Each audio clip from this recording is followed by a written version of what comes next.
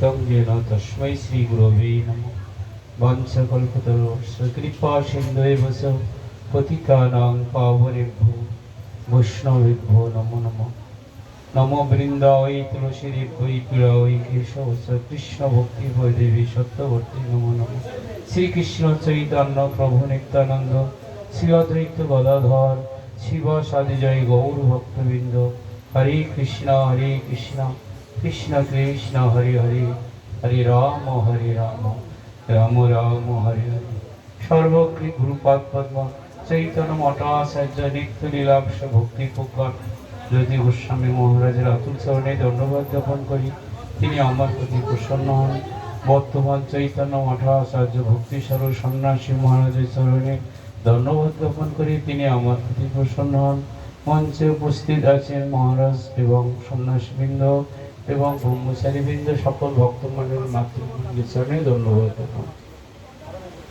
আজ অক্ষয় তৃতীয়া থেকে আমাদের শুভ চন্দন যাত্রা শুরু হয়েছে। মাধবেন্দ্র প্রভুপাদ তিনি শুরু করেছিলেন। মাধবেন্দ্র প্রভুপাদ ছিলেন অজাস্ত বৃত্তি, অর্থাৎ কারো কাছে তিনি কিছুই গ্রহণ করতেন না।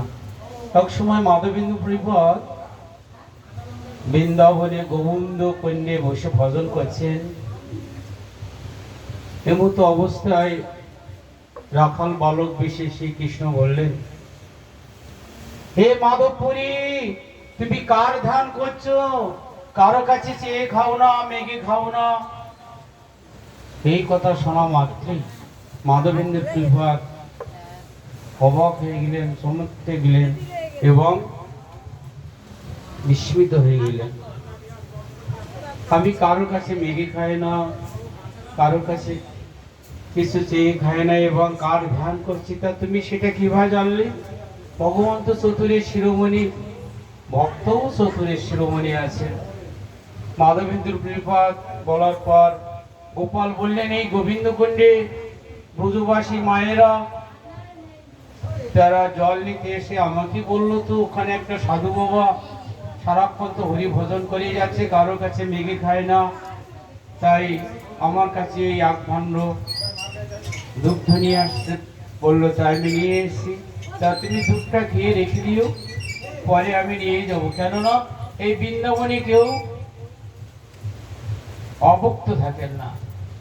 যারা কারো কাছে চেয়ে খায় না, মেঘে খায় না, তাদের আহার আমি নিজে বহন করে দিয়ে আসি। তাহলে ভগবান কত কৃপালু, কত দয়ালু। সেজন্য গীতার নবম অধ্যায় 22 নম্বর শ্লোকে বলছেন যে অনন্য চিন্তং মং যে জনা পজ্জু পশ্চাতে তেষাং নিত্য বিযুক্ত নং যোগুক্তিম মহম। যে ভক্ত আমার নাম গুণগানে সদা সর্বক্ষণ মত্ত থাকে, তার আহার আমি নিজে মাথায় করে বহন করে দিয়ে আসি। কিন্তু এই গীতার এই শ্লোক প্রতিদিন পাঠ করতেন কি অর্জুন মিশ্র, কিন্তু সে এই কথা কিছু বিশ্বাস করতে পারলো না। ভগবান ভক্তকে ভালোবাসতে পারে, তাই নিজে মাথায় করে বয়ে নিয়ে যাবেন, অন্য কারো কাছে না দিয়ে। তাই সেটা দেখিয়ে দিয়েছিলেন। কেমন ভাই নিয়ে গিয়েছিলেন? ডালাই থালাই তুলসী গন্ধ মাখা, শাল পাতা দিয়ে ঢাকা, একটি তাদেরই গৌরবর্ণ আরেকটি চিকন কালো। একটি গৌরবর্ণ অর্থাৎ বলরাম, চিকন কালো অর্থাৎ কানাইয়া। তাই বলছি, একটি তাদের ডালাই থালাই তুলসীর গন্ধ মাখা, শাল পাতা দিয়ে ঢাকা, একটি তাদের গৌরবর্ণ আরেকটি চিকন কালো। তাদের উদয় হলো মিশ্রে আধার কুঠির আলো। এমতো অবস্থায় তারা সেই অর্জুন মিশ্রের বাড়িতে নিয়ে এসেছিলেন। তদ্রূপ সেই মাধবেন্দ্র প্রভুপাদকে এরকম দুগ্ধ ভাণ্ড দিয়ে তিনি সেই ভক্তকে সেবা করলেন। মাধবেন্দ্র প্রভুপাদ দুধ পান করে বসে আছেন। গোপাল বলে গেল কি, আমি আমার, কারণ আমার অনেক কার্য আছে, তিনি বিশ্ব ব্রহ্মাণ্ডের মালিক, তিনি বলছে আমার অনেক কাজ আছে। এমত অবস্থায় চলে গেলেন। মাধবেন্দ্র প্রভুপাদ ভজন করছেন, করতে করতে তারপরে একটু নিদ্রা এসে গেল। তারপরে হঠাৎ মাত্র আবার স্বপ্নাদিষ্ট হলেন, হে মাধবপুরী, তুমি আমাকে চিনতে পারলে না? আমি বৃন্দাবনে গোপাল, সেই শ্রীকৃষ্ণ স্বয়ং ভগবান, আমি তোমার কাছে গিয়েছিলাম। মাধবেন্দ্র প্রভুপাদ অবাক হয়ে গেলেন। স্বয়ং ভগবান এসেছিল, কিন্তু আমি বুঝতে পারলাম না। আজ আমি পেয়ে তাকে হারিয়ে ফেললাম। হাউ তাস করে কাঁদছেন। আরো স্বপ্ন বললেন, দেখো আমি এই জঙ্গলে খুবই কষ্ট পাচ্ছি। এই আমার সেবক মিলস্বর ভাই তারা এখানে জঙ্গলে ফেলে রেখে চলে গিয়েছে, তা তুমি এখান থেকে আমাকে উদ্ধার করে নিয়ে কিছু সেবার বা মন্দিরের ব্যবস্থা করো। তাই সেই জন্য দেখেন ভক্ত ভগবানের পথ চেয়ে বসে আছি, কবে আমার মাধব করিবে সেবন।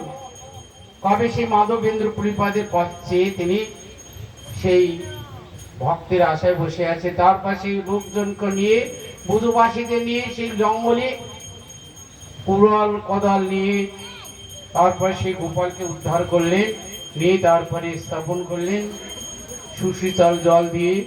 তারপরে গোপাল আবার স্বপ্ন আদিশ্য বললেন যে আমার গায়ে তাপ যাচ্ছে না। সেই রিমুনাইতে গিয়ে গোপীনাথের ওখানে অনেক ঘটনা সত্য আমাদের শোনা হয়েছে। তাই যাই হোক, সেই মাধবেন্দ্র পুরীপাদের জয়যুক্ত লাভ হোক। এবং এই গৃহে যে সাধু সন্তদের নিয়ে এই মহাতি সবার ব্যবস্থা করেছেন, এটা বড়ই সুলভ। কেননা দুর্লভ, কেননা এহানো জগতির মানুষে তারা জানে না যে সাধু সন্তদের নিয়ে গৃহে প্রবেশ করলে তবে আমাদের গৃহের কল্যাণ লাভ হয়, মঙ্গল লাভ হয়। মানুষ বিভিন্ন ভাবে ভজন করছেন, মুক্ত পুরুষ আছে, আবার বদ্ধ পুরুষ আছে। যারা সংসারী করছেন, কৃষ্ণের সংসার তারা সংসার করছেন বটে, কিন্তু তাদের সংসার তাদের বেঁধে রাখতে পারছে না। আমাদের ভক্তি বিনোদ ঠাকুর যেমন আছেন, অন্যান্য সব আমাদের পরম গুরুদেব তারা তো সংসারী ছিলেন। ছেলে মারা গেছে সংবাদ পেয়ে গেল, পরম গুরুদেব হরি কথা বলেই যাচ্ছেন প্রভুপাদের মন্দিরে যে আপনার বড় ছেলে বড় ডাক্তার সে মারা গিয়েছে, টেলিগ্রাম বললেন, কিন্তু হরি কথা বলেই যাচ্ছে। তাহলে এইরকম ভক্ত আর মুক্ত পুরুষের আলাদা। শ্যাওলা গাছ যেমন জলে আছে, পদ্ম গাছও জলে আছে। পদ্ম গাছ জলে আছে বটে, কিন্তু জল তাকে স্পর্শ করছে না। শ্যাওলা গাছ কোনো জলেও থাকে, পচে গলে একেবারে কি অবস্থা হয়ে যাচ্ছে। তদ্রূপ সারা সংসারে মেদি এমন অবস্থায় তারা পড়ে আছে, যারা কৃষ্ণের সংসার আছে তাদের সংসার তাদের বেঁধে রাখতে পারে না। উপলক্ষ মাত্রে তারা কৃষ্ণের সংসার করে যাচ্ছে। যাই হোক, আমি আর সময় নিচ্ছি না, ভুল ত্রুটি হলে ক্ষমা করবেন। এই মতো রাখছি। মহারাজ আছেন, বাঞ্ছা কল্পতরুবশ্য কৃপা সিন্ধু এবচ পতিতানাং পাবনেভ্যো বৈষ্ণবেভ্যো নমো নমঃ। এবার আমাদের কেশব মহারাজ এবার হরি কথা বলবেন, আপনারা সবাই শ্রবণ করবেন। সেটাই গৌর প্রেমানন্দে হরি বল। মহারাজের